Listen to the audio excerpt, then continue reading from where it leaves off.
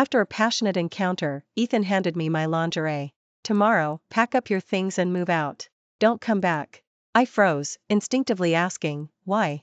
He lit a cigarette, his gaze filled with a tenderness and nostalgia I'd never seen before. "She's coming back home." I knew she was Ethan's, the one that got away. I left his life as he wished. Yet, Ethan called me like a madman. "Who said you could leave?" Several hours later, Ethan lay panting heavily on top of me. He rolled over and got out of bed, heading to the bathroom for a shower. When he emerged, I was still lying in bed. Even after all this time, I still couldn't get used to Ethan's incredible stamina.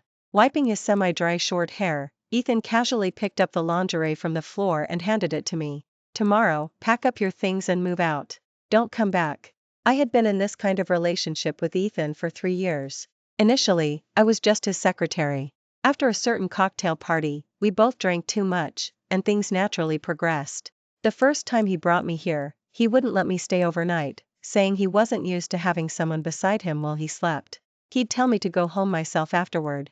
But's needs in that area were particularly strong. He started to indulge freely, and eventually, he'd let me stay over. In front of others, I was his most capable executive, meticulously handling all sorts of matters for him. Privately, we were no different from an actual couple. For birthdays and various holidays, he'd cancel all gatherings and meetings just to spend quality time with me. Outside, he was reserved, but with me, he would act endearing and show his emotions.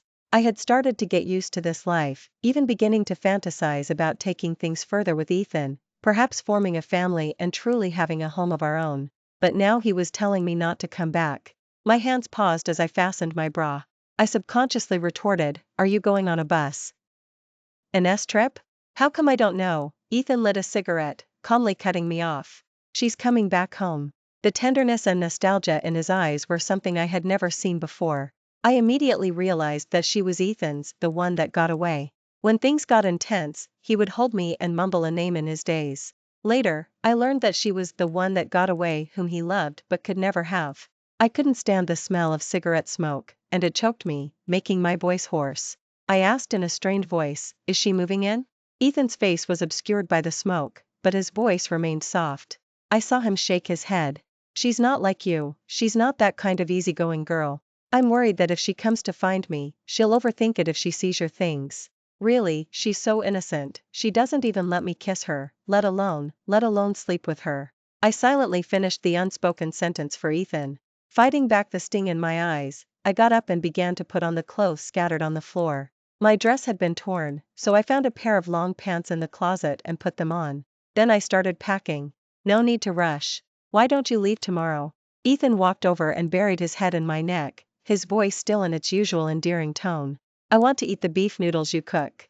My motion of folding clothes immediately froze. I said softly, "Okay, I'll go cook them for you."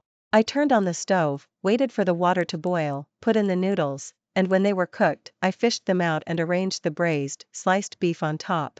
While ate his noodles, I continued to pack my belongings.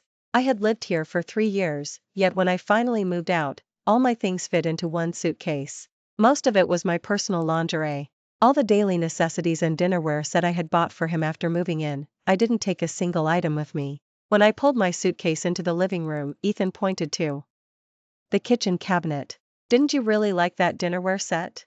I followed his gaze. It was a pure white dinnerware set that he had taken me to the supermarket to buy when I first moved in. At the time, I was hesitant, worried it would take up too much space. Ethan, without a word, put the dinnerware set into the shopping cart, smiling indulgently. "If you like it, just buy it." I shook my head. "There's no room in the suitcase." As I was about to leave, Ethan called out to me. The bowl on the table was almost empty. He lowered his head, lit a cigarette, and exhaled smoke. "At the office, we'll maintain our normal subordinate-superior relationship." He looked at me, his eyes deep. "Privately, you can still come to me if anything happens." I understood what he meant and nodded. "Okay." I hailed a taxi with my suitcase and went back to my rental apartment alone. It was already 2 in the morning, too late to ask someone to come over and help clean up. I just tidied up a clean spot to sleep, utterly exhausted. I fell asleep the moment my head hit the pillow, and for some reason, I kept dreaming about the time I first met Ethan. Back then, he was the unreachable head of the shin, and I was just one of his many assistants. My first interaction with him was at a cocktail party. The assistant had an urgent matter, so he asked me to accompany Ethan to the cocktail party. After several rounds of drinks, a business partner suddenly targeted me. The portly man smiled at me lewdly. "Miss Clara, not drinking is disrespecting Mr. Victor." At that time, I didn't know how to handle such situations and stood rooted to the spot. "I'm sorry, I'm allergic to alcohol." The business partner's face immediately darkened. Seeing the entire private dining room fall silent, I tremblingly picked up the wine glass, about to drink it all. I thought, at worst, it would just be a trip to the hospital. The glass was intercepted midway by a hand with distinct knuckles. Half of Ethan's profile was hidden in the shadows. He said with a faint smile, "Mr. Victor, why bother a young woman? I'll drink this glass for her." I stared, stunned, as he drank glass after glass of wine offered by the man opposite, watching his cheeks flush red, his eyes glistening. Later, I learned that Ethan had just taken over the group during that period, and many people wanted to pull him down from that position. After that, I began to learn how to handle such occasions. When the executive left for another company, Ethan promoted me. I became his personal secretary, managing everything in his life and work. The night we first made love, he was drunk and mumbled a name in his daze, his tone full of resentment and hurt. My heart immediately softened, and I couldn't resist holding him. And so, things naturally happened afterward. Much later, I learned that it was Isabelle's birthday that day. The next day was Saturday, and I was woken up early by Ethan's phone call. "Come to my place and take me to the airport." He hung up before I could answer. I hadn't slept well last night, my pillowcase was wet when I woke up. I rubbed my throbbing temples and headed out after washing up. I called a taxi to his place. Ethan hated tardiness. On the way, I called a cleaning service to go to his house, then received a call from my own parents. My mother chattered on and on over the phone, finally asking cautiously, "Clara, are you coming home for the news holiday this year?" Her aging voice held a hidden hope, and my nose stung. "Mom, I'm coming home next week." My mother sounded somewhat disbelieving. "Really?" For the past 3 years, I had spent the news holiday with Ethan at his house. No wonder my mom was so surprised. I nodded vigorously, my throat tightening. "Mom, I want to go back to Willow." After hanging up, I submitted my resignation on Slack. I got into the familiar black Audi, with him sitting in the back. The car drove calmly towards the airport, silent the entire way. As we neared our destination, a voice suddenly came from the back seat. "You left a set of clothes at my place." It was the matching outfits I bought for Valentine's Day this year. That day, I wore the women's style, and Ethan wore the men's.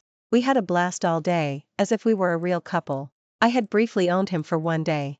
I took a deep breath, my voice flat. "Just throw them away for me." Ethan said nothing more. Soon, Isabelle, embraced by Ethan, got into the car. A fluffy white coat paired with a chiffon dress, her eyes were large, making her look very innocent and lovely. No wonder she was Ethan's unforgettable, the one that got away.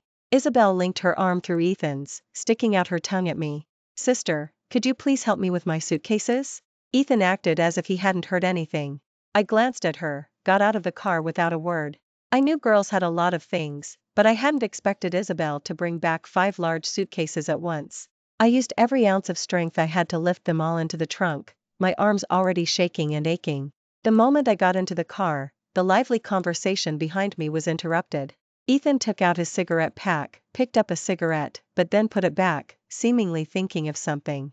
The next second, I heard Isabelle's delicate voice from behind.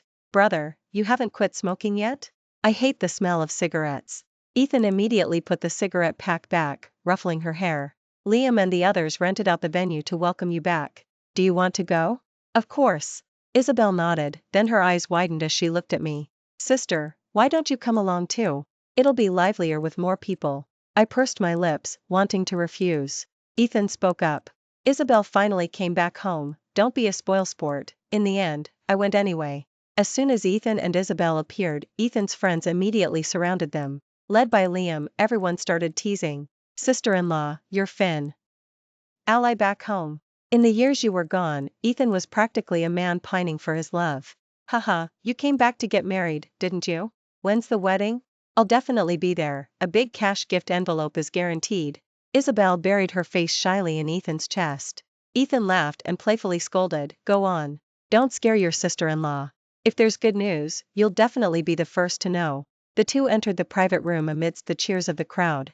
Liam saw me behind them, and his face turned awkward. Miss Clara is here too?" Come on in. Isabelle probably sensed the subtle tension between Ethan and me, and she was passive-aggressive throughout the entire meal. Liam poured Isabelle a fruit wine and laughed. Sister-in-law, since you're back home today, you have to give me face, let's raise a toast. Ethan intercepted the glass of wine. Don't you know your sister-in-law is allergic to alcohol? Liam rubbed the back of his head, looking puzzled. Isabelle's face was very unpleasant. I'm not allergic to alcohol. Ethan's hand, lifting the glass, paused. Really?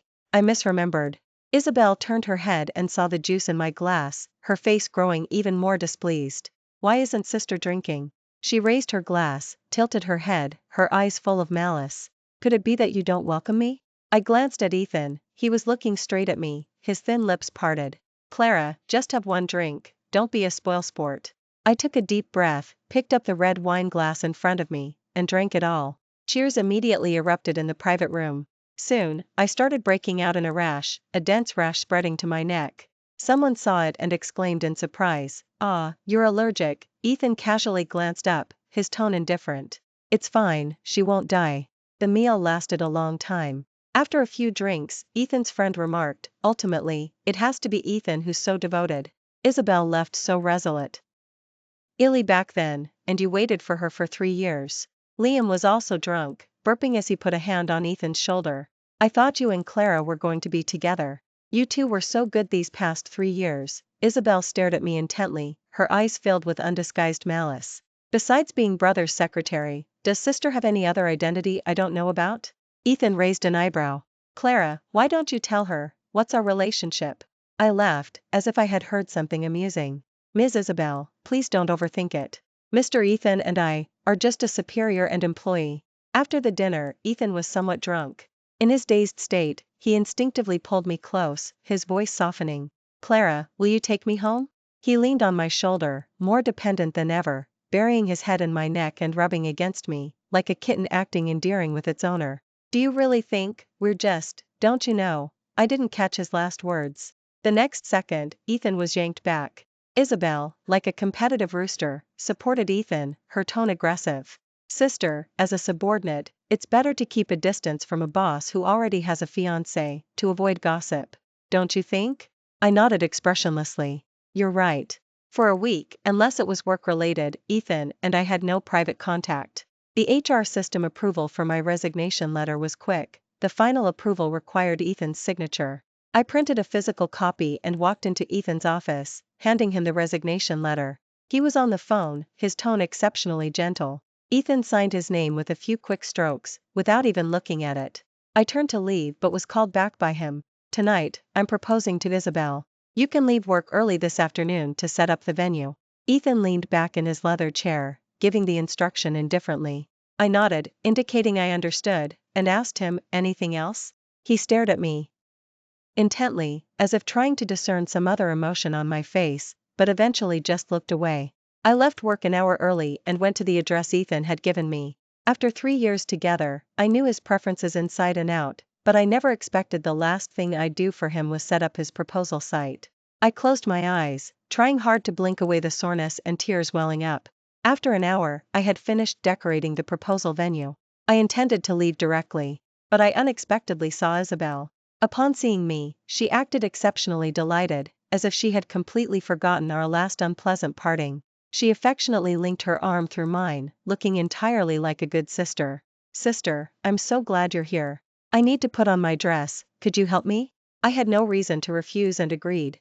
I followed Isabelle to the changing room, where she put on the dress Ethan had asked me to pick up from the bridal boutique. It was dazzling and striking.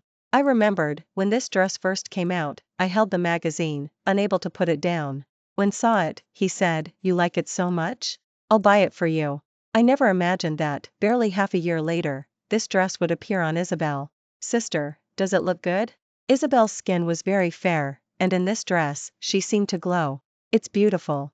Isabelle lifted her skirt, walking gracefully towards me, a smile on her lips. It's a pity, though, beautiful things are always coveted. You were with Ethan for 3 years, and you thought he'd end up with you, didn't you? What a shame, Ethan still can't forget me. Your 3 years were a waste of effort. I was stunned, so she knew everything. But I quickly regained my composure. My relationship with Ethan was consensual, there was no third party involved. Isabel's act, playing the wronged wife catching a mistress, was truly laughable. Once I thought it through, I straightened my back. I looked at her, saying with a faint smile, a consensual relationship, how can that be called a waste of effort? For these past 3 years, having Ethan, a free bed partner with a great physique and stamina, who lost out isn't certain, is it? Isabel's eyes instantly became bloodshot. She raised her hand to slap me. Bitch. Shameless bitch. I easily blocked her, twisting her hand behind her back. Resorting to violence when you can't win an argument? Who taught you that? Isabelle violently yanked her hand free, a meaningful smile playing on her lips. Tell me, who do you think Ethan will believe, you or me? Before I could react to what she meant, Isabelle somehow pulled out a pair of scissors and fiercely cut and tore her dress, while whimpering plaintively, Sister, even if I offended you, you shouldn't do this. I froze for a moment, then immediately understood it was a scene she had orchestrated herself. Isabelle cut up the dress, threw the scissors to the ground, then raised her hand and slapped herself, immediately covering her face, looking terrified. Help! Sister, please don't do this to me. I stepped forward, stomped on her skirt, and slapped her across the face. A crisp slapping sound echoed. Isabelle didn't react at all, looking up in disbelief. You hit me? How dare you hit me? I nodded in approval. That's better. Your reaction just now was too exaggerated. Isabelle clutched her face, retreating repeatedly, terrified I'd hit her again, and didn't forget to shout behind me, Ethan. Help! A series of anxious footsteps sounded behind me, followed by Ethan's furious roar, Clara, what are you doing? Isabelle, dragging her torn dress, tried to cling to Ethan. I stepped forward, pinning her skirt, grabbed her hair, and slapped her face left and right. After 2 slaps, her face was already swollen. Isabelle truly burst into tears then, her tear-streaked face looking utterly pitiable. Ethan completely lost his temper. Clara, don't you know what day it is? What are you doing, going crazy? He squeezed my wrist, his face so dark it looked like it could drip water. Apologize to Isabelle immediately. Why should I apologize? I didn't do anything wrong. I forcefully shook off Ethan's hand. Still not satisfied, I grabbed Isabelle, who was sobbing uncontrollably, slapped her twice more, then violently ripped off the dress she was wearing. You wanted to tear it up? I'll help you. Her covering was pulled away, and Isabelle shrieked in terror. A large crowd had gathered outside, and she had nowhere to hide. Ethan angrily grabbed my hand and slapped me across the face. Are you done making a scene? By what authority are you assaulting Isabelle here? You're just a subordinate of mine, who do you think you are? I'm saying it again, apologize. Ethan hadn't spoken to me in such an icy tone for a long time. Tears brimmed in my eyes, but I forced myself not to let them fall. I forcefully held back my tears and aimed a kick at Ethan's shin. I'll be damned if I apologize. I pushed through the crowd and ran out as fast as I could. I contacted the venue manager, pulled up the security footage from the changing room, and immediately projected it onto the large screen in the hall. That night, I packed my things and booked a plane ticket back to Willow. Before boarding, I checked my phone one last time. Ethan had posted a social media post. It was Isabelle's hand wearing a ring, with a simple caption. Hello, Mrs. Shin. I blocked him and then began my journey home. I hadn't been home for the news holiday in 3 years, all to be with Ethan. My parents were overjoyed to see me. My heart ached slightly, being loved felt like having a strong backing. I bought my parents new clothes for the news holiday and took them to town to buy holiday groceries, making the house exceptionally festive. Willow was already filled with festive spirit, with festive decorations everywhere, and everyone's faces were beaming with joy. Perhaps infected by the atmosphere, I too felt genuinely relaxed and happy. This was completely different from the news holiday in Sterling City. In previous years, Sterling City was already very quiet by this time, and even if the malls were decorated brightly, it still felt like something was missing from the festive spirit. During this time, Ethan sent me many friend requests. How did I not know you resigned? Who allowed you to resign? It's true Isabelle was impulsive that day, but she didn't mean any harm. Don't be so petty. I forgive you. Respond when you see this. I didn't accept his friend requests. He called me many times, but I didn't answer a single one. After a while, he probably found it uninteresting himself, and I stopped receiving messages from him. But on New Year's Eve, I received a call from an unknown number. Initially, there was no sound from the other end, and I thought it was a wrong number, about to hang up. Ethan's slightly anxious voice came from the other end. Don't hang up. It's me. I clutched the phone, took a deep breath, and tried to keep my voice calm. Is there something you need? I heard you went back to Willow for the news holiday? Ethan's voice was low, as if he was suppressing something. I suddenly remembered the first year I spent the news holiday with him in Sterling City. At that time, I was already on my way home when I received a call from him. His voice was hoarse, like he had just woken up from a hangover. Why didn't I see you? I went back to Willow for the news holiday. I told you in advance. There was a long, long silence on the other end before a self-mocking laugh came through. It's almost the news holiday, and I'd completely forgotten. I only found out later that Ethan was Grandpa's illegitimate son, and he was only recognized by the family after his mother died. That year, he was contending with the legitimate wife's son for control of the group, working tirelessly for half a year before barely managing to secure his position. Have a go. OD news holiday. I'm hanging up now. After saying that, he hung up the phone. His mother had died, and he had a difficult relationship with that family due to his fight for the company. He probably had no one to spend the news holiday with. On New Year's Eve, I video called him. It took a long time for him to answer. He was probably drunk, his eyes sparkling. He was drinking alone on the balcony, with huge bursts of fireworks exploding outside the window. But it only made him seem even lonelier. When he was drunk, he was very clingy, his voice becoming incredibly soft. He tilted his head as he spoke to me, acting very much like a child. Happy year, Clara. At that moment, I suddenly felt an overwhelming pang of sympathy for him, my heart aching. Happy year. He held up his phone, his tone particularly aggrieved, like a child abandoned by its parents. You're not here, the house is so quiet. Can you come back soon? I miss you so much. At that moment, I desperately wished I could fly back and be by his side. In fact, I did just that. I didn't have time to tell my parents much, only saying that the company had an urgent matter and I had to go back immediately. I bought the soonest plane ticket and flew back to Sterling City overnight. I took a taxi from the airport to Ethan's place in the early hours of the morning. I knocked on his door, and he looked incredibly surprised to see me. How did you? I held up various dinner ingredients I had bought from the supermarket, smiling. I'm here to spend the news holiday with you. Let me in quickly, it's heavy. That night, he was incredibly excited, wanting me several times. When we finally finished, he breathed heavily, holding me incredibly tightly, whispering in my ear, "Will you spend every news holiday with me from now on?" I hugged his lean waist back tightly, nodding vigorously. I hadn't expected him to still think of me this year, with Isabelle by his side. I snapped back to reality, my voice as steady as possible. Yes, it's been several years since I went home for the news holiday. He paused, then asked, "Will you come back after the news holiday?" Before I could answer, I faintly heard a woman's voice from his end. "Ethan, can you grab my clothes?" "I forgot them," Ethan hastily said, "I have to go." The phone disconnected with a busy signal. Fireworks exploded outside the window, dazzling in the night sky. My mother saw me staring out the window and called me over to eat fruit. The year's gala was getting more and more boring. Watching a TV sketch pushing for marriage and childbirth on TV, my mom studied my expression. "Mrs. Johnson next door is having her second grandchild this year. Clara, when are you going to bring a boyfriend home?" Seeing that I didn't object, my mom continued, pulling out her phone. "Look at your aunt's colleague's son. He's so handsome, has a car and a house. Why don't you meet him a couple of times while you're still home?" This time, I didn't refuse. Perhaps I shouldn't hold on to unrealistic fantasies anymore, and it was time for me to settle down. "Okay, arrange a time to meet."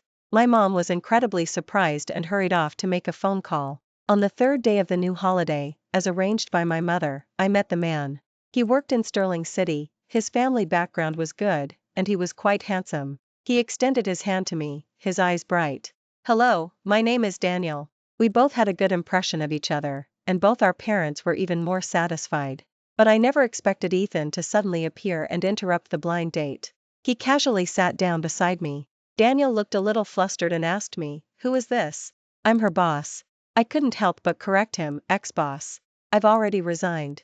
"Clara, I don't agree to your resignation." Ethan stared at me intently, his gaze unwavering. Daniel looked at me, then at him, clearly realizing our relationship was unusual. He smiled politely. "Let's chat next time you free." Ignoring's murderous glare, I exchanged contact information with Daniel. "I know, you're doing this to make me angry. I'll have Isabelle apologize to you. Can you forgive her, and forgive me too? I've already broken up with her. I always thought I couldn't forget her, but actually, After left, Ethan put his hands on my shoulders, somewhat incoherently, as if trying to prove something. I interrupted him, my tone cold, like I was speaking to a stranger. Ethan, we're just a regular superior and subordinate. Don't complicate things. You're already engaged to Isabelle. Don't drag things out, it's better for both of us. He wanted to say more, but I didn't want to hear it. I got up swiftly. That's it. Let's not contact each other anymore. Staying entangled will only make me more annoyed. Ethan grabbed my hand, his tone somewhat pleading. Clara, I'm sorry. I misunderstood you that day. I've grown used to having you in my life. Will you forgive me? His eyes were bloodshot. Remembering something, he said through gritted teeth, Isabelle lied to me. She was already married abroad. She only came back home this time to con me out of money. I shook off his hand, my voice cold. I really don't want to know about your private life. It has nothing to do with me. Ethan pulled out a ring and knelt on one knee before me. I'm serious about you, Clara. I was an ass before, I didn't know how to cherish you. Now I've truly realized, let's get married, in Bali, your favorite place. His voice was hopeful, humbling himself completely, as if that would truly make me change my mind. I smacked the ring out of his hand. Ethan, you're really bothering me like this. I don't have any feelings for you. I just want to live my own life now. I beg you, stop bothering me. This behavior of yours just makes me sickened. After saying that, I didn't wait for Ethan's reaction and turned to leave. I also blocked his phone number, not wanting to receive any more news about him.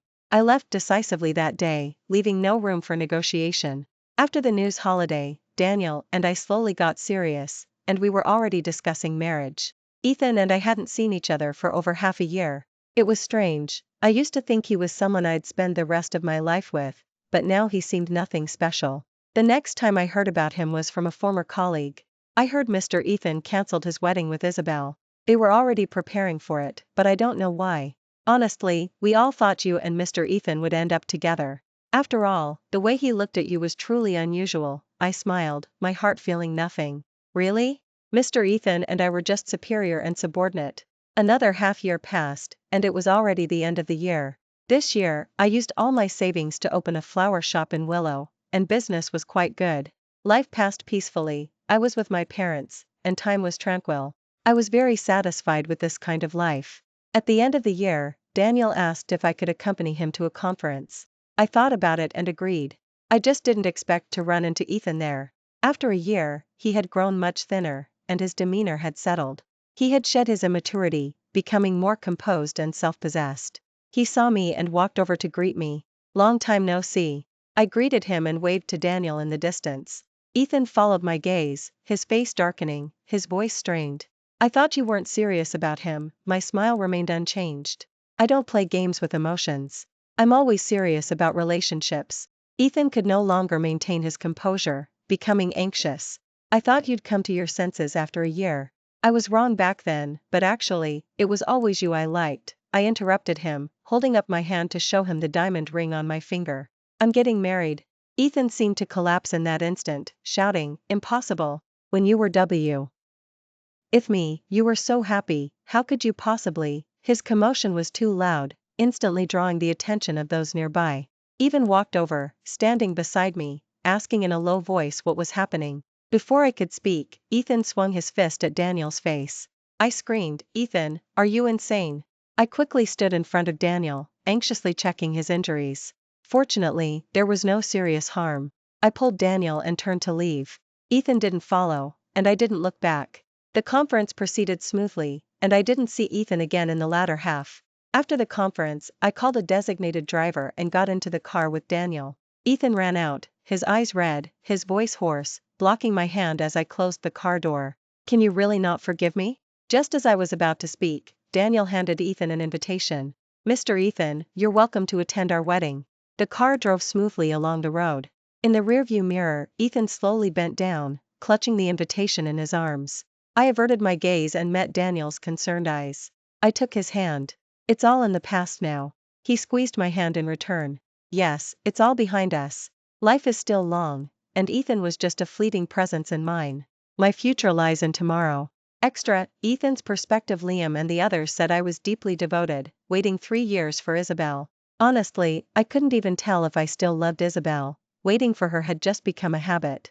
Gradually, the face in my heart seemed to have transformed into someone else's. When I was with Isabelle, my mind would always wander, and I couldn't help but wonder how Clara was feeling. Would she be jealous? If she was jealous, wouldn't that mean she cared about me? So I waited for the day she would confront me. If she just questioned me once, I would be with her. But that day never came. I wanted to provoke her a little more, hoping it would make her realize her true feelings. That's why I asked her to help set up the proposal. I wanted to see a different emotion in her eyes, but unfortunately, I saw nothing. I didn't expect her to lash out at Isabelle like that. I was secretly a little pleased. Clara still cared about me. If she just softened her stance, I would forgive her. We could go back to how things were. But I didn't expect that instead of Clara confessing her feelings, she went back to Willow. Let her go then. Once she thought things through, she'd come back to me on her own. But I never got that apology message. So I panicked and messaged her first. To my surprise, she blocked me. I had no choice but to humble myself to her. But she ignored me. Her phone was unreachable, and I thought, this won't do. So I used a different phone to call her, just wanting to hear her voice. This was the first news holiday she wasn't by my side. I felt an emptiness in my heart, as if something was starting to slip out of my control. I accidentally saw Isabelle's chat messages and realized she had already gotten married abroad. Everything she told me was a lie. But instead of feeling angry, I actually felt a wave of relief. I thought, now I have a reason to go to Clara. If I tell her in person, she'll definitely forgive me. I didn't expect that she was already on a blind date with someone else. In that moment, I completely panicked. I couldn't control anything. All I could think about was her returning to me. So I proposed to her, saying countless things, only hoping she would forgive me. She turned and walked away decisively. I thought, just give her a little more time, she'll come back for me. But 1 year passed in waiting. When I saw her again, she told me she was getting married. Only then did I begin to feel dread and despair, realizing I was truly about to lose Clara. It turned out that everything was irreversible. I threw a punch at that man without a second thought, only hoping Clara would soften and come back. Finally, I chased after her, only to receive her wedding invitation. Daniel Clara, her name, next to someone else's, was a painful sight. It was only at that moment that I truly understood. I had truly, completely lost Clara. Later, in my dreams, I saw Clara more than once. I pleaded with her to come back, repeating I'm sorry countless times. But she never looked at me, slowly disappearing from my sight with someone else. Thank you for watching today's story. If you enjoyed this video, please give it a like and share it with your friends. We'd love to hear your thoughts in the comments section, so feel free to share your opinions. Don't forget to subscribe to our channel for more exciting stories. See you next time.